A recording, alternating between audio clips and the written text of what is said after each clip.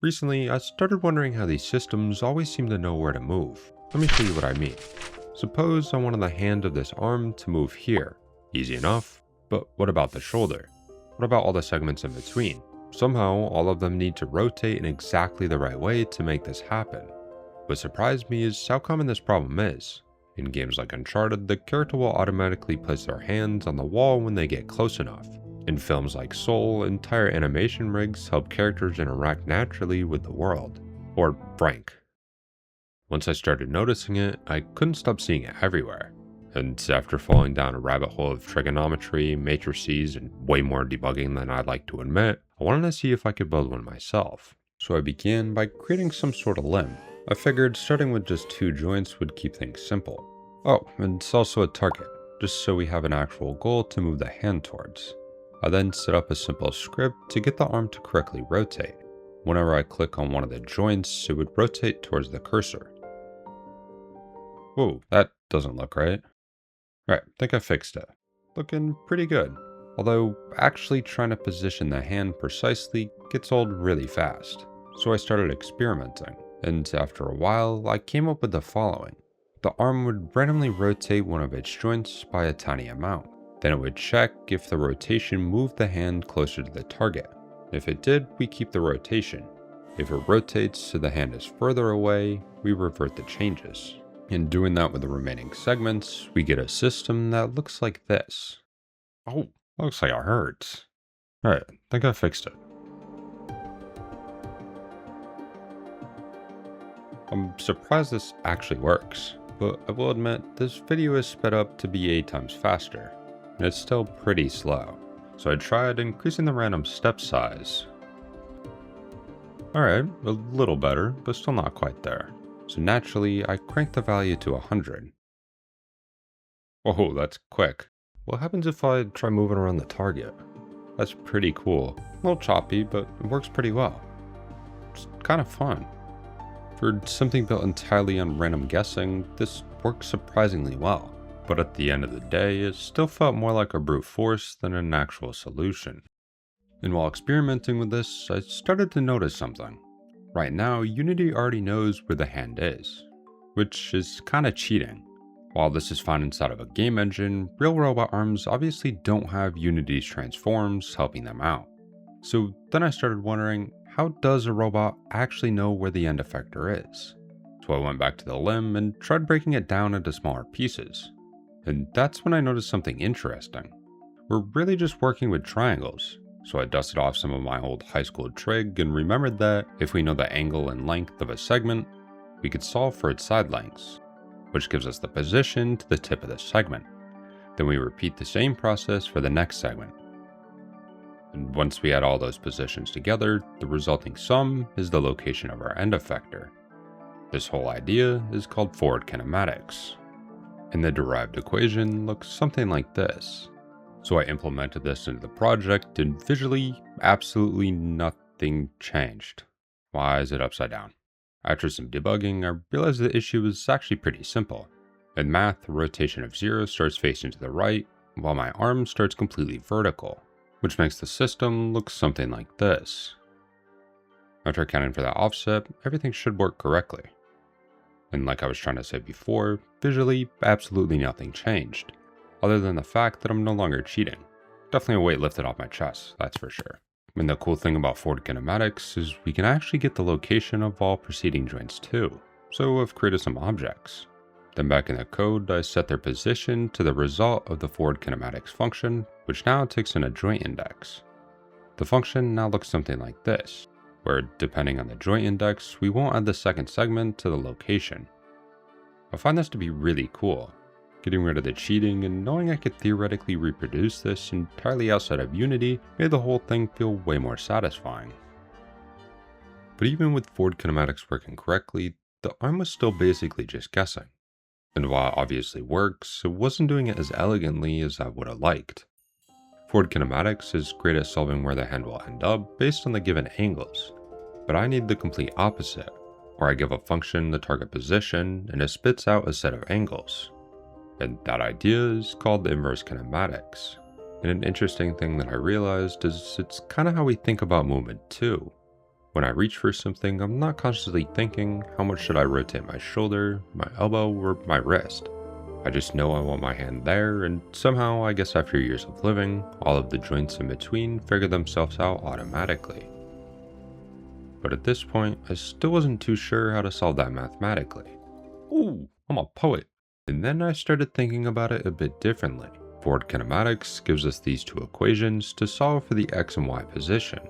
So theoretically, if we already know the target position, maybe we could just work backwards. Suppose we have an arm with the target position at 3, 1, and segment lengths fixed at 3 and 2 units. We could plug all those known values into the equation and start solving for the missing angles instead.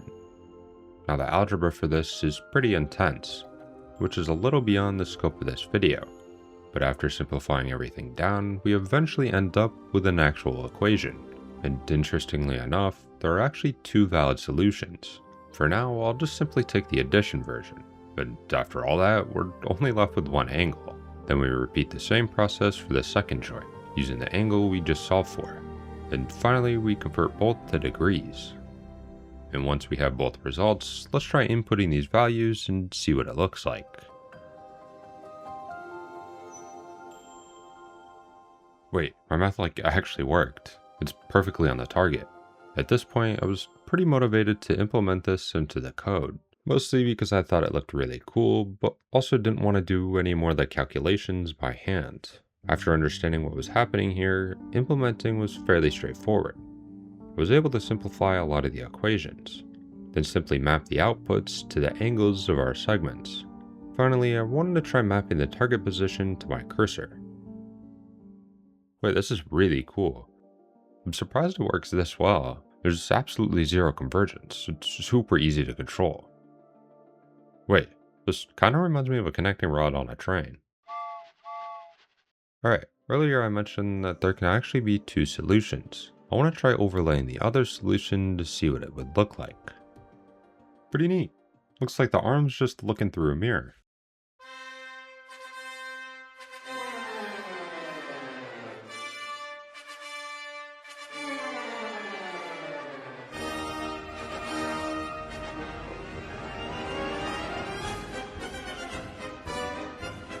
Sorry, I thought that was really funny. Anyways, what was I doing? Oh yeah, but almost immediately after getting this to work, I wanted to see what would happen if I added more joints. Very quickly, I ran into a problem. With 3 joints in 2 dimensions, there are 3 unknowns but only 2 equations, which in math makes the system underdetermined. In other words, there are infinitely many possible solutions. The arm could reach the same point in an infinite number of ways, so the math alone is no longer enough to determine a single answer. At first, I thought it seemed like moving into 3D might solve this issue, since 3 joints in 3 dimensions would give us 3 equations again. But that only postpones the problem. I couldn't go into the 4th dimension if I wanted 4 joints, so I had to think of something else. My next idea would be to manually lock one of the joints to a fixed rotation, reducing the number of unknowns back down to 2 so the system could become solvable again. But that feels unsatisfying, because hard-coding a joint angle effectively removes that joint from the system entirely. And if I eventually wanted 4 more joints, locking more and more would defeat the purpose of building a flexible chain in the first place. So I figured that I would need an actual solution to solve this. Eventually, I came across something known as the Jacobian Inverse. And it's kinda similar to my original method of randomness, but done in a much more mathematically elegant way. And luckily, the equation for this is really simple. Or at least it looks that way. At the center of the whole thing is something called the Jacobian matrix. Depending on your experience with calculus, you might recognize these as partial derivatives. Each row corresponds to a different direction in space, while each column represents a different joint in the arm.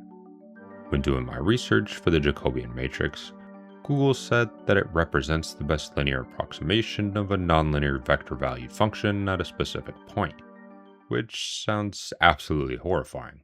But the way I like to think about it is actually much simpler than that. Suppose you were dropped in the middle of a massive blizzard.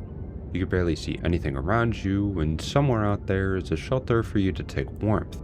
Luckily, you have a shelter finding device in your pocket that tells you 2 things. First is how far away you currently are, but more importantly, the device can also estimate which direction would most likely get you closer.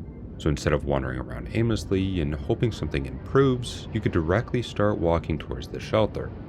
Every few steps, you check the device again, making sure you're getting closer, each time recalculating and adjusting your direction. And essentially, that's all the Jacobian inverse is doing, moving to decrease the error as much as possible, where error is defined as the distance from our current position to the target. And after understanding that, implementing this was pretty simple. I first start by calculating the forward kinematics, which then allows us to get the error value, or how far away we are from our target. Here I create the Jacobian matrix and finally solve. These new values, I add them to each segment's rotation. This turned out to be really good, and if I could position my cursor correctly, it's cool to see that the arm can get in the same position in many different ways. I thought this was so cool, I set up a little scene to play around with it. I called it bullying. The poor arm just wants to reach its target, and I refuse to let it. After having a lot more fun than I'd like to admit, I did notice that the arm goes a little crazy when the cursor gets too far away. So I just try not to do that. But while messing around with it, I've found something really interesting. If I reposition my cursor in exactly the right spot, the arm would suddenly fall into this weird oscillating pattern. Instead of complete randomness, it was very uniform. And once it locked into that motion, I was able to slightly move the cursor around while keeping the pattern alive. It was really interesting to mess around with, but I have no idea why this happens. If you have any ideas, please let me know in the comments. After playing around with the arm for a while longer, I noticed that during really fast movements, especially at lower frame rates, the arm would sometimes completely freak out. Although this wasn't really an issue most of the time, I still wanted to take a look at it. After some debugging, I think I found the problem. Going back to our Blizzard example, we aren't checking every few steps. Instead, we look towards the direction our device says to walk in and walk the whole distance before checking the device again. And obviously in this crazy weather, you get pushed and turned until eventually you end up pretty far away from your desired location. So far in fact that the device may even pick up a new, closer shelter, eventually repeating this process over and over until you happen to get lucky or completely lost. With that being said, I've updated the code to take tinier steps before checking again. There we go, seems to be a lot more behaved. And since I can now control how large each step is, it's interesting to see what it looks like at slower speeds. So far, I thought I had a pretty cool system, but once again, I wanted more. I thought, what if the arm had 4 joints, or 5, or even 10? Could I have a system that allowed for a dynamic joint count without having to change the code every single time? And after some quick thinking, it actually seemed very easy. Since the Jacobian matrix is really just the number of dimensions by the number of joints, I theoretically could just increase the number of columns and the whole system should continue working. So back in the code, I started changing everything from fixed size matrices into dynamic 2D lists, having to make my own functions for multiplying and transposing. Now after pressing play, I'm able to dynamically change the number of joints over here. Oh, okay, let me try that again. Okay, everything's going smoothly so far. Wonder if it still correctly tracks to the target. Oops, a little short. Let me just try extending it a little bit. There we go. Right, and what about another joint? Okay, looking pretty good. Now, the moment of truth. Let's see if 4 joints work. Wow, it's working really well. It's actually really fun changing the size of each limb and watching the arm react. Alright, now I really want to push the limits and see how many segments we can have.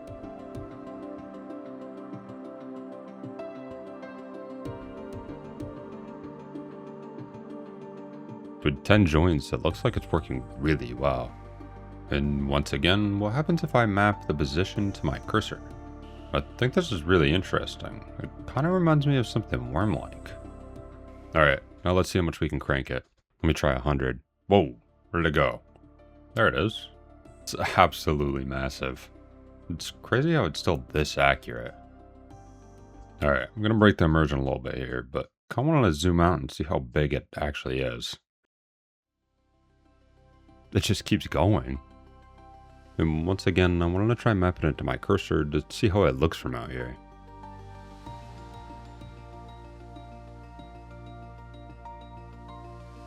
And at this point, I kind of just started messing around, winding it up to see how small I could get it. Once I got it wound up enough, I wanted to try undoing it, which I thought was really interesting. I tried straightening it out, but it looked like it got stuck in a knot. I tried moving the cursor as far away as I could, but even then it wasn't enough to untangle it. I'm not exactly sure why this happened, but nonetheless, it was still really cool. Wait, I just thought of a really cool idea. Recently, I've been seeing a lot of these hand tracking simulation videos on my timeline, and then I started wondering, could I get the arm to follow my actual hand movement? So then I spent the next few days figuring out how to do that. Eventually, I got something working. It's kind of crazy that we have the technology to do this.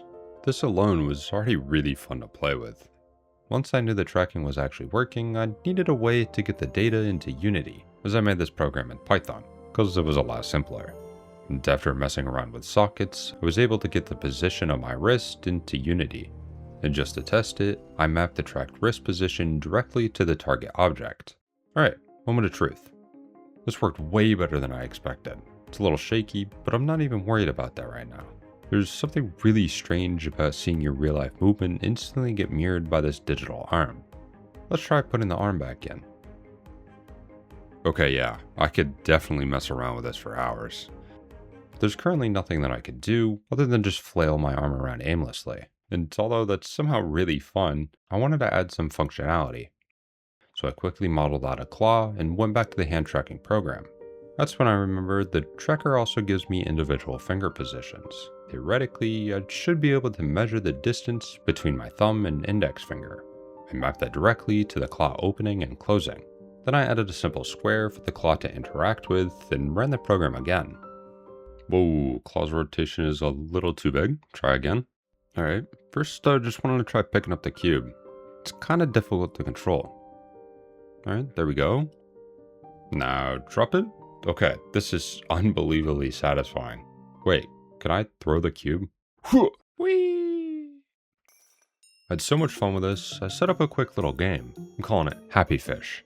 And something tells me you already know how this works. Let me start by picking up the fish. Then winding up. Alright, let's try that again. Let's go, I hit it. But a little lackluster. This time for sure. Big wind up. Oh my god. Alright, one final time. That's really fun. I could probably mess around with this for the rest of the day, but I got a video to make. And at this point, I felt like the 2D arm had pretty much proven itself. The real question was whether any of this would work in 3 dimensions. So I started putting together a simple robotic arm model. And surprisingly, moving into 3 dimensions turned out to be much less painful than I was expecting. One thing I found really elegant about the Jacobian Inverse approach is how naturally it scales.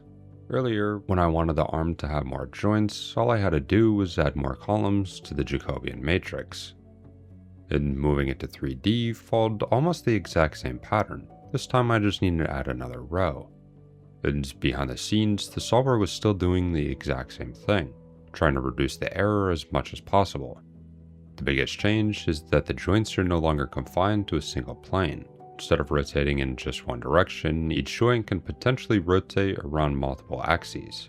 So after updating the math, I went back into the inspector and started wiring everything together. For each segment, I specified its length, which axis it was allowed to rotate around, and which mesh it should control, and finally ran the program. Whoa, I think I got the axes backwards. Alright, after a bit of trial and error, there we go. I'm not sure whether it's the extra dimension or the actual robot model, but this is way more satisfying to watch. At this point, I spent a completely reasonable amount of time just moving around the target and watching the arm follow it. It was really entertaining. I wanted to revisit the hand tracking, because at this point the arm itself felt great. The problem was controlling the target. Every time I wanted to move it somewhere, I found myself dragging along one axis, then another, and then another. And while that was an incredibly small problem, I still wanted an easier way to control it. Obviously, using my mouse position wouldn't work because it only moves in 2 dimensions, and the same with the hand tracking. Until I remembered that the program actually does have a way to read the depth value for my hands. So I changed the code to include this and was really curious to see how well it worked. Spoiler, it didn't work great. At first, it didn't even work a little bit. Then I had to scale the value up by about 17 times. And even then, it was kind of just up or down, without a smooth transition in between the two. My hands had to be so close, it was no longer in the camera. After this, the first idea that popped into my head was just getting my cursor's position to control the height. I was able to implement this pretty fast and it worked really well, but I wasn't satisfied. You're telling me that I have this cool hand tracking software but still need my mouse to control it? There had to be a better way. Then I remembered that some VR headsets actually have incredible hand tracking capabilities. So I looked up how much something like that would cost. Holy, why are they so expensive? Instead, I started looking into how they actually work. And from what I found, they generally do one of two things. Either they use specialized sensors like LiDAR, or they use multiple cameras, which I thought was really interesting. It's basically the same trick our eyes use to estimate depth. Each camera sees the world from a slightly different position, and that tiny difference can be used to figure out how far away things are. I thought this was pretty fascinating. These images are almost the same, the only difference is a tiny offset between them. Yet somehow that's enough information for us to perceive depth. So naturally, I spent the next 3 weeks deriving the mathematics behind stereoscopic vision, calibrating multiple cameras, and implementing a robust computer vision pipeline from scratch. Nah, I'm just joking. That'd be way too complicated. But I sounded smart, didn't I? Instead, I just grabbed the second webcam and mounted it vertically. See if this actually works.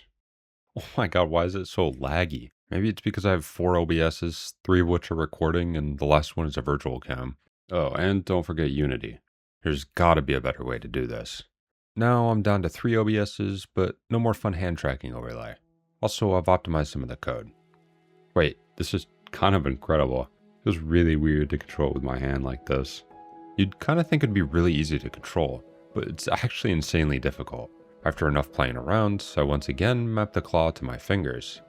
And at this point, I wanted to see how practical a system like this actually is. So I thought the only reliable test would be to build a tower out of blocks. Alright, first block. This is really difficult to control. There we go. Okay, now move it over here. And drop it. And drop it. It's stuck. Get off of me. Let's try that again. Let's pick it up. Here, looks about good. Perfect start. Now let's see if we can place this one on top. Alright. Actually, I meant to do that. Alright, now we get a 2-block stall. Beautiful placement. Oh, 3-block stall? A little too ambitious. Alright, now the big block. And it's falling. Whoa, how did that not fall over? Easy 4-block tower. I'll take it. Okay, looking good. Time for the final piece. Oh, did not mean to throw that. And it's too far away. Whoa, the piece started walking towards me. How convenient. Let me try that again. And alright. Okay, one more time, surely. And whoa, got me scared for a second. Alright, let's see how well I did. I'm not sure I would consider this a tower. I was kind of hoping for something more like this. But you know what? I'll take it. Well, that concludes everything I've done over the last few weeks. It was pretty fun. So fun, in fact, I kind of want to build one in real life. So if you want that, definitely let me know in the comments. But don't expect anything above a 6th grade science fair project. Also, since you made it to the end of the video, it means you probably somewhat enjoyed it. So please consider leaving a like and maybe even subscribing. Alright, that's everything I've got. See you next time. Bye!